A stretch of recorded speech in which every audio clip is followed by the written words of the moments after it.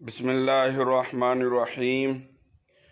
آج میں اولاد کو دنیا کا کامیاب ترین انسان بنانے کا گر آپ کو بتلاتا ہوں اور اس کا ایک وظیفہ۔ اولاد نافرمان ہو، ماں باپ کا کہنا نہ مانتی ہو، ہر طرح کی ضد کرتی ہو، پڑھائی میں دل نہ لگتا ہو، والدین کی نافرمانی کرتی ہو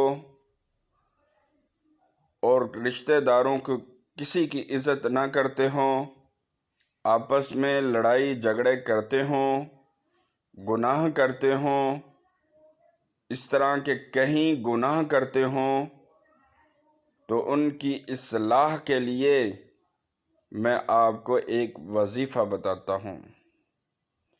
ایک اللہ والے نے کسی سے پوچھا، حضرت آپ کی اولاد بڑی نیک ہے اور صالح ہے، اس کی کیا وجہ ہے؟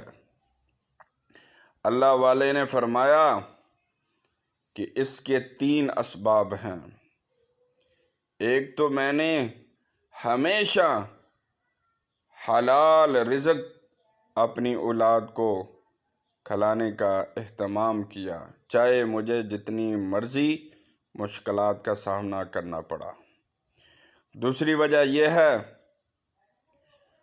خود نیکی کی کوشش کی ہے، میں نے خود نیکیاں کی ہیں، ہر طرح کی نیکی کی کوشش کی ہے، کسی نیکی کو حقیر نہیں سمجھا۔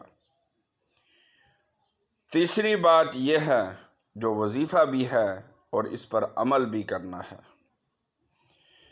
تیسری بات یہ ہے کہ ہر نماز کے بعد جو التحیات آتی ہے، اس کے بعد ہم درود شریف پڑھتے ہیں اور اس کے بعد ہم رب اجعلنی مقیم الصلاۃ ومن ذریتی ربنا وتقبل دعا ربنا اغفر لی ولوالدی وللمؤمنین یوم یقوم الحساب، یہ والی دعا پڑھتے ہیں۔